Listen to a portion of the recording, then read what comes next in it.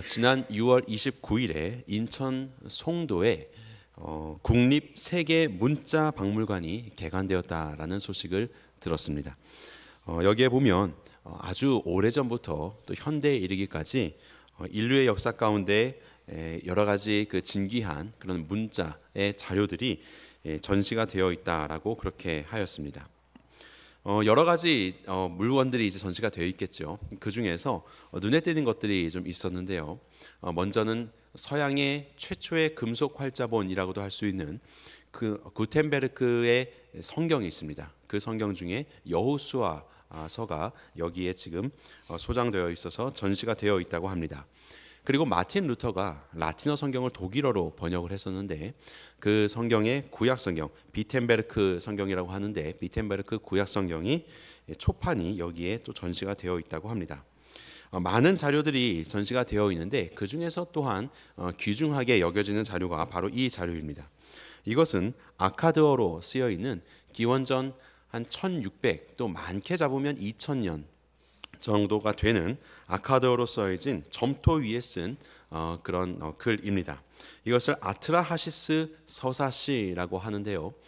고대 근동에 특별히 메소포타미아 지역에 있는 아주 오래된 그런 기록문 중에 하나입니다. 이것과 유사한 내용이 있는 것이 우리가 잘 알고 있는 길가메시의 서사시라고 있습니다. 이것이 조금 더 오래된 것이고 그보다 조금 더 근래의 것이 길가메시의 서사시라고 하는데 이 자료나 또 그 자료에도 보면 홍수가 그 세계를 뒤엎는 대홍수가 언급되어 있습니다. 지금 여기에 보이는 이 자료, 이 부분도 대홍수가 언급되어 있는 기록되어 있는 그런 부분이에요. 세계 도처에 우리가 알고 있는 우리가 오늘 본문에서 읽은 노아의 홍수와도 같은 홍수가 있었다라는 기록들이 남겨 있습니다. 어떠한 학자에 따르면 약 300여 개의 자료가 있다라고 이야기를 하고요. 우리나라에도 있는가 궁금해서 한국 민족 대문화 사전이었나요? 그 두꺼운 거 있죠. 그걸 한번 좀 찾아봤더니 우리나라에도 홍수설화가 있습니다. 그래서 크게 분류를 하면 4가지 정도의 홍수설화가 있고 그것을 조금 더 세분화하면 9가지 정도의 대홍수가 일어나는 그런 홍수설화가 있어요. 우리가 아마 인터넷이나 이런 데서 통해서 이렇게 보신 것처럼 노아의 홍수뿐만 아니라 여기에 나오는 뭐 길가메시의 서사시나 이런 기록들이 좀 더 앞선 기록이다. 그렇기 때문에 성경의 노아의 홍수의 기록은 그 기록을 보고 베낀 거다라고 그렇게 이야기하는 분들이 있습니다. 아마도 그런 정보를 접하신 분들도 계실 것이라고 생각을 합니다. 세계의 다양한 문화권에서 그리고 어떤 대륙을 막론하고 모든 곳에 거의 퍼져 있는 이 대홍수의 이야기. 그 홍수는 큰 줄기는 다 비슷합니다. 인간의 어떠함으로 인하여서 신이 분노를 하였고 대홍수를 일으키고 그리고 한 개인이나 한 가정이 배를 만들어서 그 홍수에서 이제 건져냄을 받고 이후에 이제 살아가게 되는 새로운 인류가 이제 시작이 되는 그런 굵직하게는 동일한 이야기를 모든 홍수의 이야기들이 같이 가지고 있습니다. 그런데요, 성경에는 조금 독특한 특징이 등장을 합니다. 세상에서 말하는 그 수많은 홍수설화와는 조금 더 다른 성경만의 특징이 무엇인지를 살펴보기를 원합니다. 그리고 모든 곳에 존재하는 홍수설화이기 때문에 이것이야말로 진정한 홍수가 일어났었고 역사적으로 대홍수가 있었고 그에 따른 구전의 전승이 각 대륙마다 이어져 오고 있다라고 우리가 받아들이는 것이 곧 홍수에게는 가짜가 아니라 진짜 홍수가 있었다라고 생각하는 것이 훨씬 더 합리적인 생각이라고 생각이 듭니다. 자, 그렇다면 성경은 어떠한 독특한 특징을 가지는지를 간단히 살펴보도록 하겠습니다. 먼저는 인간에 대하여서 무력함을 말하고 있습니다. 인간의 무력함. 세계의 많은 홍수 이야기 중에서 성경과 유사한 홍수의 이야기를 가지고 있는 것이 아무래도 지리적으로 근접 지역인 메소포타미아 지역에 있는 홍수설화입니다. 뭐 수메르 홍수설화, 뭐 길가메시 서사시 이런 데 나오는 이런 홍수설화가 메소포타미아 홍수설화라고 하면서 이 성경에 나오는 내용과 그나마 좀 유사한데요. 그것을 살펴보면서 무엇이 유사하지만 어떤 차이가 있는지를 같이 좀 보도록 하겠습니다. 먼저 이 메소포타미아의 홍수는요, 왜 홍수가 일어나게 되냐면 인간이 번성하다 보니까 소란해지잖아요. 이게 시끌벅적해지고 그것들을 신들이 참아내지 못합니다. 다신 해서 여러 신이 있는데 신들이 야 이거 인간들 너무 시끄러워서 안 되겠다, 물로 멸하자라고 그렇게 모의를 하고 이제 물을 심판을 내리게 되는 거예요. 성경에서 말하는 심판의 원인은 무엇입니까? 뭐 단순히 번성 이것이 아닙니다. 오히려 번성은 하나님의 뜻이에요. 생육하고 번성하라고 하셨습니다. 그런데 그 인간이 죄악에 관영하게 되었다, 죄가 넘치게 되었다. 그것이 성경에서는 심판의 원인으로 말씀하고 있습니다. 자, 그러면서 어떻게 이것을 극복해 가느냐? 메소포타미아의 홍수는 신들이 회의를 했잖아요. 그런데 어떤 다른 신이 이 신들의 회의와 의견이 달랐어요. 그래서 다른 신이 인간에게 알려줍니다. 한 인간에게 알려줘요. 야, 물로 심판할 거야 라고 알려줍니다. 그래서 이 인간이 배를 만들게 되거든요. 아주 큰 배를 만듭니다. 정사각형의 그 모양으로 완전히 그 정육면체로 그렇게 배를 만들거든요. 그래서 그 배가 어마어마하게 큰데 노아의 홍수에 나오는 이 노아의 배도 크잖아요. 이 배보다 용적률이 한 3배 정도 더 큰 그런 배를 이제 만듭니다. 한 명이 만들고 거기에 이제 자기의 식구들과 또 짐승들과 그리고 자기의 어떤 금, 은, 보화, 폐물들을 다 집어넣고 그렇게 이제 배를 만들어서 그 홍수에서 죽지 않고 살아남는 이야기가 등장을 합니다. 자, 성경은 무엇이라고 말씀합니까? 하나님께서 물로 심판하겠다고 말씀을 하셨는데 그리고 기간을 주셨어요. 120년 동안의 인내하시는 기간을 주시고 배를 만들게 하셨어요. 메소포타미아의 홍수설화는 기간이 존재하지 않습니다. 그냥 바로 심판하거든요. 그런데 기간을 주셨다라고 그렇게 분명하게 120년이 명시가 되어 있고 그리고 이것을 극복하는 그 방법 또한 하나님께서 은혜로 노아를 택하시고 그리고 치수를 말씀하시면서 배를 만들게 하셨습니다. 그렇게 해서 이 홍수를 극복하게 하셨죠. 자, 그리고 극복한 그 이후의 모습을 한번 봅시다. 메소포타미아의 이 홍수설화는 사람에게 초점이 맞춰져 있어요. 사람이 얼마나 위대한가입니다. 신들의 모의를 어떤 신의 변개로 인하여서 그것을 듣고 사람이 배를 만들고 그리고 그 배에 다 집어넣었어요. 그리고 그 배의 문을 닫고 안에서 걸어 잠그는 것도 다 사람이 합니다. 다 사람이 해서 그 홍수 가운데 이겨나가는 거예요. 그리고 홍수가 다 끝나게 되고 그리고 이제 이 사람들이 배 밖으로 나오게 됩니다. 그리고 이제 제사를 드리게 되거든요. 신들이 깜짝 놀랍니다. 제사를 드리니까 어디서 갑자기 향기가 올라오니까 이들의 그 기록에 의하면 파리떼처럼 세계의 모든 이 우주의 신들이 파리떼처럼 몰려듭니다. 파리떼처럼 몰려드는데 그 중에서 가장 우두머리 신이 있어요. 우두머리 신이 깜짝 놀라는 거예요. 인간이 여기 있네.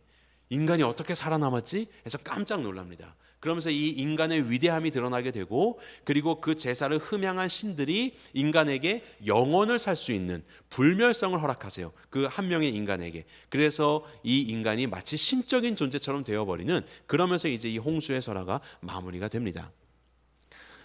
성경은 어떻습니까? 하나님의 은혜로 하나님이 만들어주신 방주 가운데 문도 하나님이 닫아주시고 그렇게 이제 이 40주 40야를 40일 동안을 그 비가 내리게 되죠. 그리고 150일 동안 물이 창궐하고 이제 조금씩 빠지기 시작하면서 하나님이 나가라고 하시면 이제 나가게 되는데 나가서 이제 제사를 드리지 않습니까? 노아가 제사를 드리고 하나님께서 흠양하시고 다시는 물로 심판하지 않겠다라고 언약을 베풀어 주시면서 이후에 등장하는 모습이 뭡니까?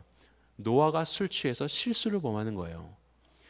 사람에게 별로 기대할 것이 없는 겁니다.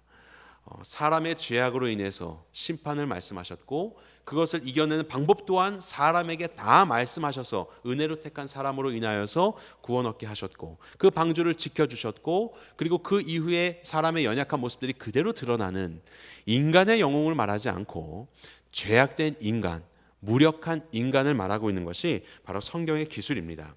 자, 그러면서 두 번째 성경의 특징이 있다면 하나님의 사랑이에요. 진노를 왜 했습니까? 죄악의 관영에서 진노하셨죠. 메소포타미아의 설화에서는 사람들이 시끄러워서 진노를 하였죠. 그리고 나서 하나님은 120년의 기간을 주셨다고 말씀드렸습니다.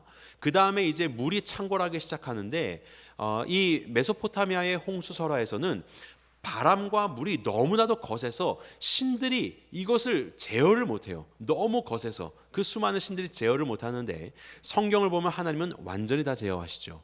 완전히 비를 다 내리게 하시고 물이 빠지게 하시고 바람을 일으키셔서 지면을 마르게 하시기까지 완전히 그 모든 피조 세계가 하나님의 통치 아래에 있는 것을 보게 됩니다. 그러한 전능하신 하나님으로 그려지고 있습니다.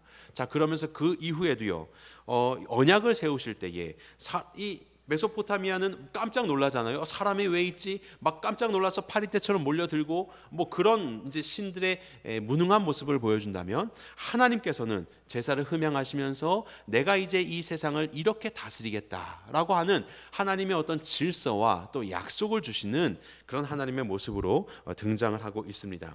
하나님은, 성경에서 말씀하시는 하나님은 메소포타미아의 문명과 다른 어떤 설화에서 말씀하시는 하나님과 다르게 하나님은 유일하신 하나님이시오, 유일신 하나님이시오, 모든 만물을 당신의 주권의 의지대로 다스릴 수 있는 전능하신 하나님이라는 것이 드러나고 있습니다.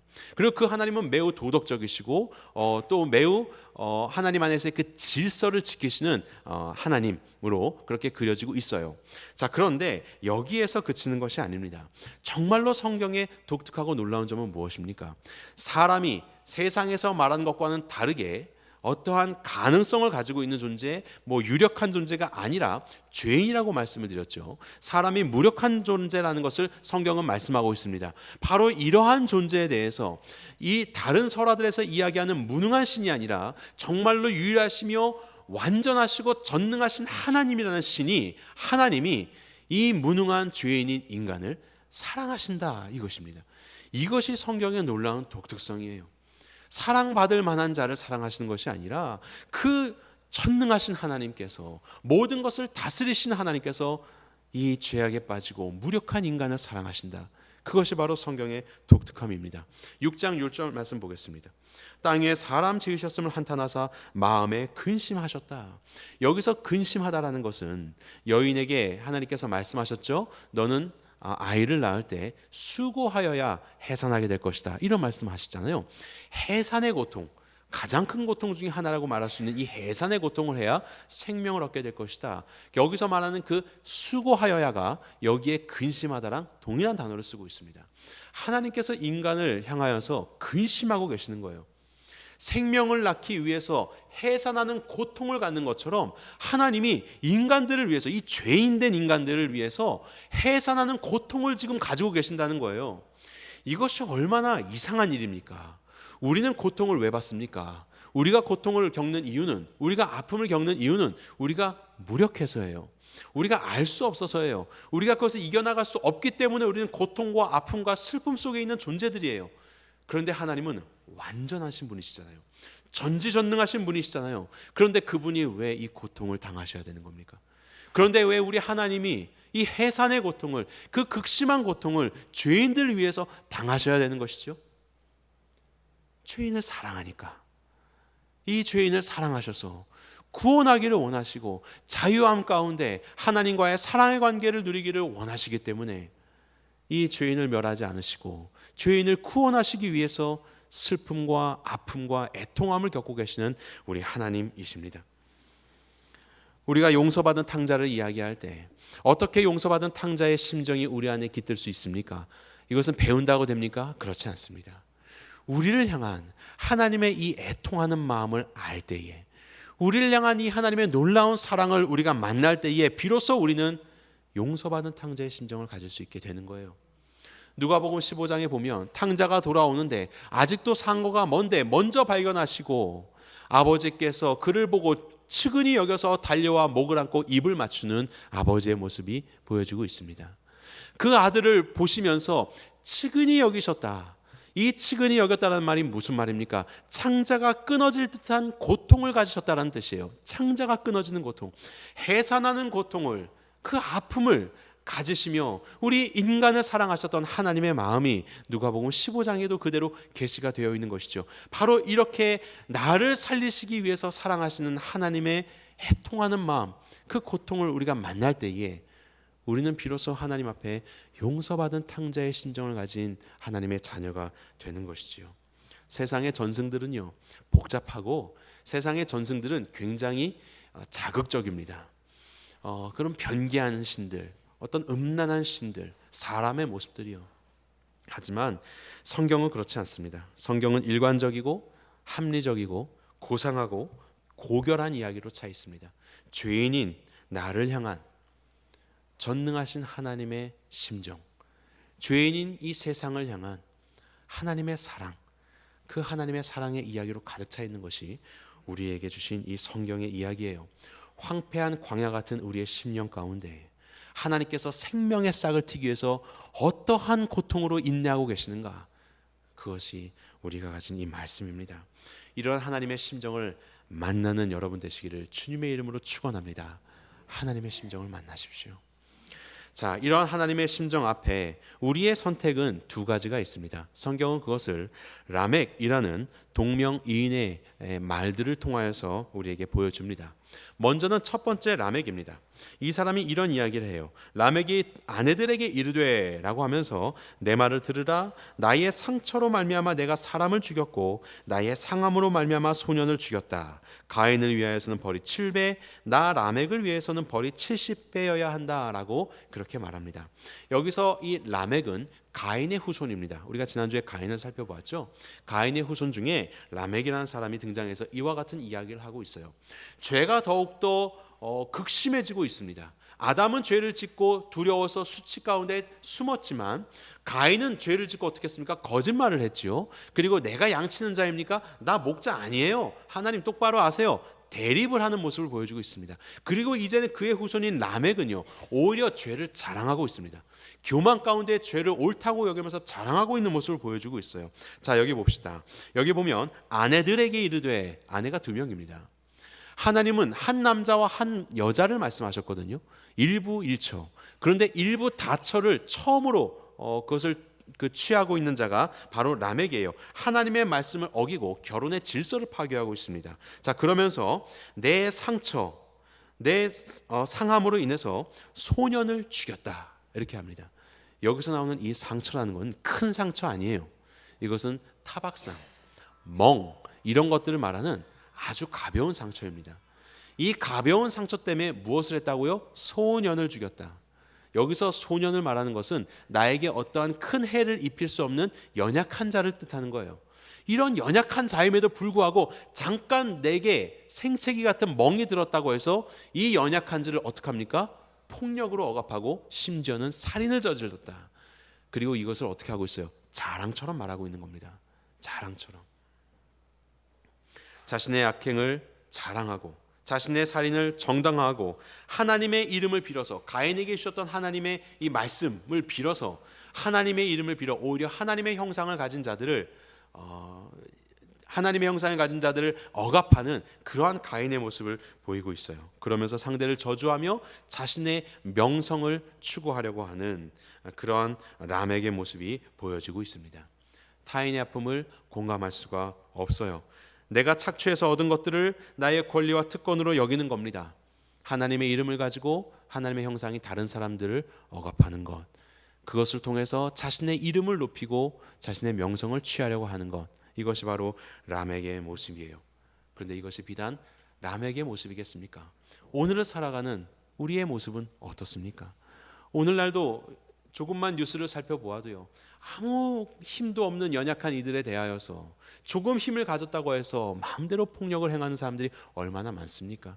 내게는 정말 작은 멍과 같은 작은 상처인데 그것 때문에 살인을 저지르는, 날 쳐다보는 게 기분이 나빴어요. 그래서 지나가는 사람에게, 아니면 전혀 아무것도 생면부지의 사람에게 해를 가하는 그런 일들, 다 기분 상하였다고, 다른 일들 때문에 그렇다고, 이런 어떤 폭력적인 상황이 얼마나 많이 벌어지는 세상을 우리가 살아가고 있나요? 심지어는 교회에서조차 하나님의 이름을 빌어서 사람을 저주하고 자신들의 이름을 높이는 일들이 교회의 지도자들에게서 얼마나 많이 벌어지고 있습니까? 이것이 바로 가인의 후손인 라멕의 말입니다. 그리고 두 번째 라멕이 등장합니다. 이 라멕은 가인이 아니라 가인이 죽였던 아벨을 대신해서 하나님이 주셨던 셋이라는 아들이 있습니다. 셋의 후손인 라멕입니다. 라멕은 이와 같은 말을 합니다. 라멕은 182세에 아들을 낳고 이름을 노아라 하여 이르되 여호와께서 땅을 저주하심으로 수고롭게 일하는 우리를 이 아들이 안위하리라 하였더라. 셋의 후손이고 무드셀라의 아들이면서 노아의 아버지인 이 라멕이라는 동명이인입니다. 라멕이라는 사람은 아이를 낳습니다. 그러면서 이름을 노아, 안위하는 자, 위로하는 자라는 이름으로 노아의 이름을 집니다. 그러면서 뭘 말씀하고 있어요? 땅이 저주를 받는 이런 상황 속에서, 죄악에 관영한 이런 상황 속에서 수고롭게 일하는 우리 사람을 이 노아가 위로할 것이다, 안위할 것이다 라고 말하고 있는 거예요. 어그러진 땅에서 노아로 인하여서 하나님의 위로가 전해지고 하나님의 심정이 전해지고 구원을 얻는 길이 열리게 되고 노아로 인하여서 땅이 회복될 것이다 라는 것을 간절히 바라는 마음으로 이름을 짓고 그를 양육했습니다. 그리고 세월이 흘러서 노아는 당대의 의인이 되었고 정말로 이 아버지의 기도처럼 하나님께서 기뻐하시는 노아의 방주를 짓고 인류를 살리게 되는 그런 일들 가운데 쓰임받게 되지요.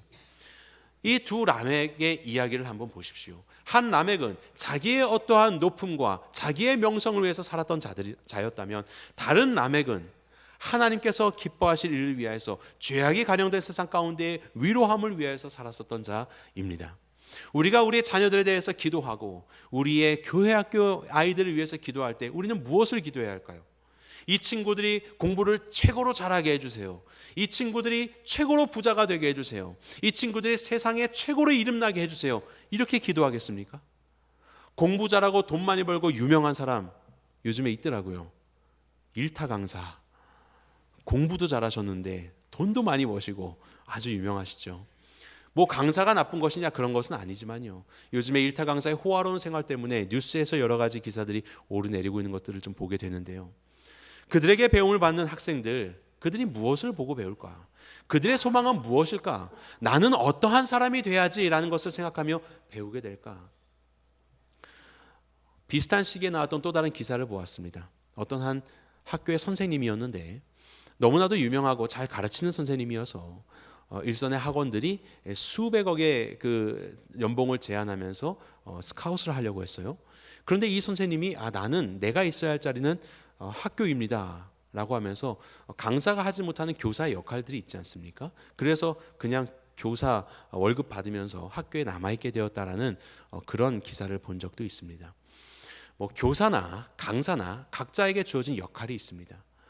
근데 교사가 됐든 강사가 되었든 가르치는 학생들이 세상에서의 자신들의 이름과 자신들의 어떤 안위, 더 높은, 더 많은 어떠한 그런 것들을 얻기 위해서 공부를 하는 그런 아이들로 아이들을 가르치는 것이 아니라, 라멕이 노아를 보면서 그리했던 것처럼 정말로 죄악에 관영하고 너무나도 황폐해진 이 세상 가운데 이 아이들이 위로가 될 수 있도록, 이 아이들이 이 세상을 회복시키고 어그러진 자들을 다시 일으켜 세우는 위로가 될 수 있는 그런 아이들이 되기를 간절히 바라는 마음으로 모든 교사와 그리고 강사가 섰으면 좋겠다, 이런 생각을 하게 됩니다. 우리가 가르치는 우리의 자녀들과 우리 교회 학교에 있는 우리 아이들, 지금도 예배드리고 있는 우리 아이들이 어떠한 아이들로 자라가야 할까요? 더 똑똑하고 더 많이 갖는, 더 유명한 그런 것도 좋지만요, 이 세상을 위로할 수 있는 하나님의 도구로서 성장할 수 있도록 우리는 기도하여야 할 것입니다. 그것이 바로 라멕의 말이었고, 그리고 노아의 모습이었고, 그것이 바로 착한 목자의 삶이지 않겠습니까?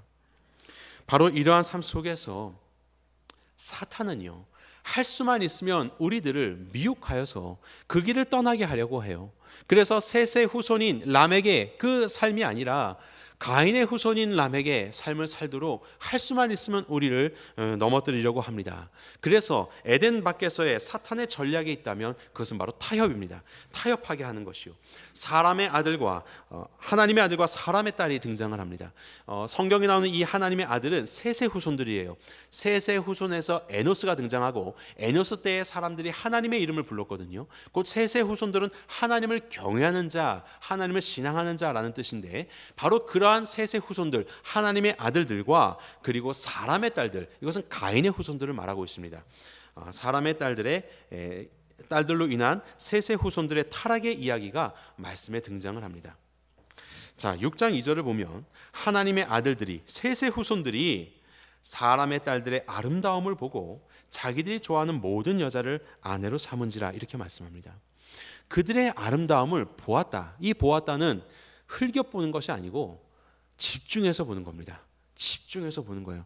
마치 선악을 알게 하는 나무의 열매를 보면서 그 유혹 가운데 빠져들었던 여인처럼, 하와처럼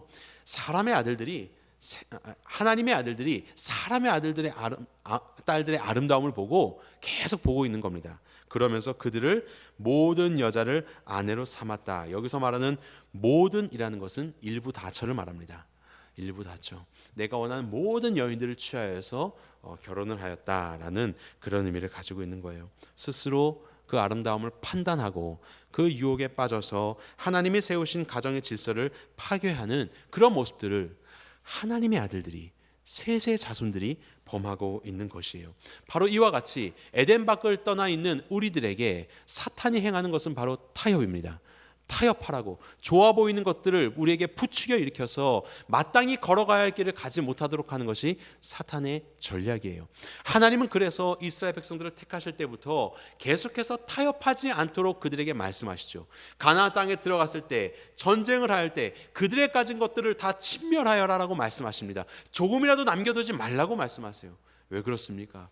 조금이라도 남겨놓으면 그것 쳐다보고 있다가 우리는 타협하게 되기 때문에 그렇습니다. 심지어 하나님은 당신의 이름으로 어떠한 형상도 만들지 말라고 했습니다. 첫 번째는 무한하신 하나님을 유한한 형상 가운데 가두는 것 자체가 말이 안 되는 것이고, 두 번째는 신이라는 형상을 만들어서 그 앞에 절하는 것은 가나안의 풍습이었기 때문에 그렇습니다. 조금이라도 하나님 형상 만들어 놓으면 그 순간부터 가나안의 풍습과 우상 숭배가 들어오는 것은 시간 문제예요. 그래서 하나님은 타협하지 않도록 계속해서 철저한 순종을 말씀하고 계시는 것이었습니다. 그런데 하나님의 아들들의 타협으로 인하여서 그들의 자손들, 그 땅에 네피림이 있었고, 그 외에도 하나님의 아들들이 사람의 딸들에게로 들어와 자식을 낳았으니 그들은 용사라 고대의 명성 있는 사람이었더라. 이런 일이 벌어지게 됩니다. 여기서 네피림은 타락한 자라는 뜻인데, 민수기 말씀을 보면 거인이었던 것 같습니다. 좀 덩치가 큰, 힘있고 유력해 보이는 그런 존재를 네피림이라고 했었던 것 같아요. 그들은 용사였습니다. 그들은 실력이 있는 자들이었죠. 그리고 그들은 고대의 명성이 있는 사람들이었습니다. 바로 이러한 큰 거대함과, 그리고 어떤 실력 있는 것 같아 보이는 바로 그러한 모습들과, 그리고 사람들로부터 이런 명성들, 이것이 교회 안에서도 침투해 들어와서 우리로 온전한 기준을 떠나서 크면 되고, 실력 있으면 되고, 사람들로부터 오르내리는 명성이 있으면 다 옳은 것처럼 교회의 판단 기준도 뒤바꿔 놓고 있는 것이 바로 오늘의 현실이지 않습니까? 큰 교회가 하면 뭐라도 맞겠지, 이유가 있으니까 그러고 있는 것이겠지, 이름 있는 사람이 뭔가를 이야기하면 그것이 다 맞겠지. 교회 안에서 행해지는 일들도 세속적인 실력이 넘쳐나는 그런 일들이 벌어지면, 그럼 여기가 최고야, 이 찬양팀이 최고야, 이 구성원들이 최고야 라고 말하는 그런 세속적인 기준들이 하나님의 말씀의 기준을 넘어서 교회 안까지 침투해 들어오고 있지 않습니까? 이런 것들로 우리는 타협을 하고, 그런 모습들이 보여지면 맞는 줄 알고, 많은 사람들이 모이면 되는 줄 알고, 실력이 보여지고 사람들의 입에 오르내리면 잘 가는 줄 알고 그렇게 타협해버리는 건 아닙니까? 그러다가 셋의 그 고귀한 혈통을 벗어나서 가인의 자손들과 같이 타락해버리는 그런 일들이 우리 안에 벌어지고 있는 건 아닙니까? 우리의 교회들이 크고 우리의 교회들이 실력 있고 명성이 있을 수는 있겠으나 타협한 교회 가운데 생명은 없습니다. 생명은 없는 거예요. 우리 개인의 삶은 어떻습니까? 우리는 진리의 말씀 가운데 타협 없이 생활하고 있습니까? 여러분들의 가정에서, 직장에서, 이웃과의 관계 속에서 우리의 예배 생활은 어떻습니까? 하나님을 향한 우리의 믿음의 결단들은 어떻습니까? 바로 여기에 우리에게 등장하는 또 한 명의 사람이 있습니다. 그는 바로 노아입니다. 노아는 타협 없이 하나님의 말씀을 온전히 순종하는 바로 그러한 인물로 우리에게 제시가 되고 있습니다. 본문의 22장 22절을 보게 되면 노아는 그와 같이 하여 하나님이 자기에게 명하신 대로 다 준행하였다. 명하신 대로 다 준행하였다 이렇게 말합니다. 그래서 120년간이나 배를 만들었어요. 얼마나 많은 사람들이 조롱했을까요? 그런데 그럼에도 불구하고 이거 계속 만들었어요. 배가 취미였겠습니까? 배를 잘 만들고 싶어서요? 모르겠어요. 내 재능에 맞는지 내가 원하는 삶이었는지 그건 모르겠지만 노아는 하나님께서 부르신 대로, 하나님께서 말씀하신 대로 끝까지 순종하는 그런 준행하는 노아였습니다. 그렇게 타협을 이기고 온전한 순종을 한 그 결과가 무엇입니까? 인류가 살게 된 거예요. 피조 세계가 살게 된 거예요. 바로 그것이 순종하는 한 사람을 통한 하나님의 역사입니다. 이것은 그리고 더 이어서서 노아의 후손 가운데 누가 오십니까? 예수 그리스도가 오시는 거예요. 노아의 후손 가운데 예수 그리스도가 오시고 예수님의 완전한 순종으로 인하여서 우리 인류 가운데 생명의 부활, 생명의 길이 열리게 된 것이지요. 베드로전서는 이와 같이 말씀합니다. 물은 예수 그리스도께서 부활하심으로 말미암아 이제 너희를 구원하는 편이 곧 침례라, 이렇게 말씀하세요.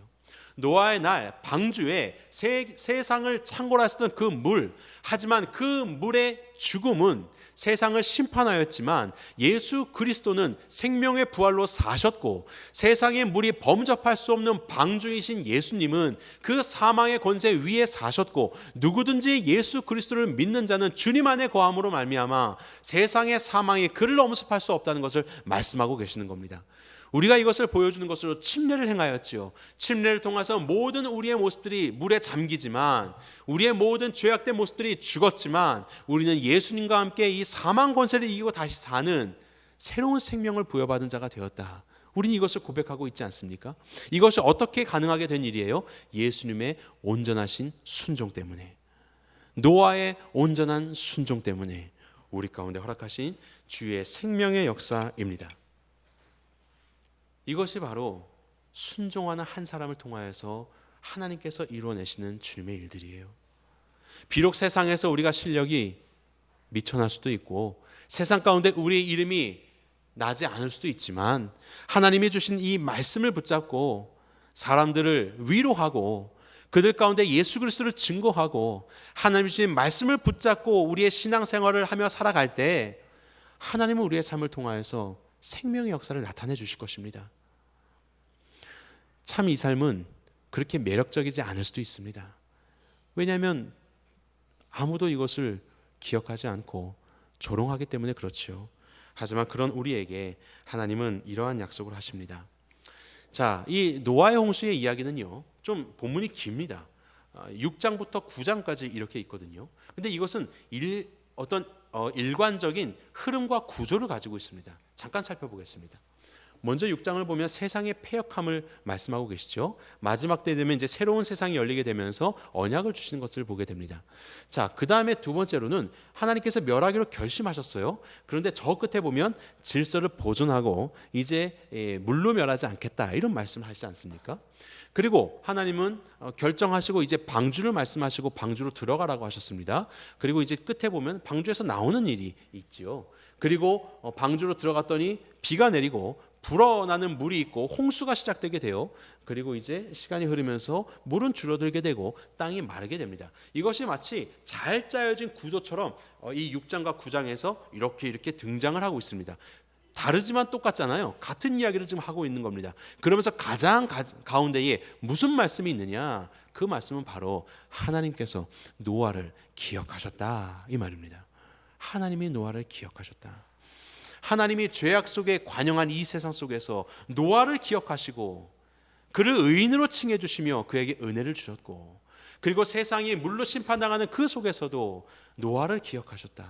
바로 이런 기억하신 하나님, 이것이 바로 노아의 홍수에서의 가장 핵심적인 하나님의 말씀이라는 것을 기억하시기 바랍니다. 우리가 하나님 말씀 앞에 순종하며 남들은 그렇지 않아도 그 길을 묵묵히 걸어갈 때 세상은 우리를 몰라줘도 누가 기억하신다고요? 하나님은 기억하십니다. 하나님은 여러분들의 그 순종을 기억하세요. 세상은 칠흑같이 어둡지만 그곳에서 작은 빛을 비추고 있는 노아를 보시는 하나님, 그 하나님은 오늘 저와 여러분들을 지켜보십니다. 하나님이 노아와 그와 함께 있는 방주에 있는 모든 들짐승과 가축을 기억하사, 그리고 그뿐이 아닙니다. 하나님은 기억하시고 바람을 불어서 일하시죠. 하나님의 새 일을 이루어내십니다. 바람이라는 것을 루아흐, 성령이라고도 볼 수 있어요.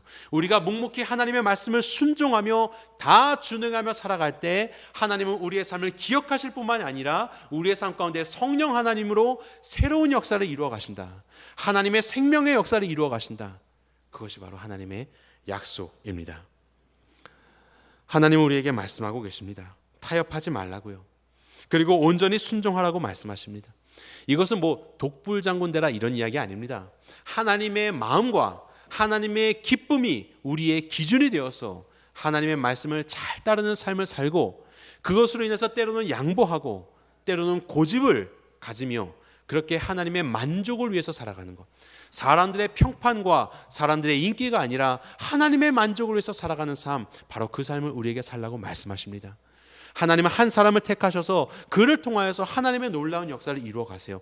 노아가 그랬고 예수님이 그랬습니다. 그리고 오늘도 하나님은 저와 여러분을 택하셔서 하나님의 일들을 나타내기를 원하십니다. 생명의 일들을 나타내기를 원하십니다. 오늘도 죄악 가운데 빠져서 허덕이는 이 세상 가운데 세상의 헛된 것들을 더 추구하고자 살아가는 이 세상 가운데 진정 위로하는 자로 오늘의 노아로 저와 여러분들을 부르고 계십니다. 우리 교회가 그런 교회가 되기를 간절히 바랍니다.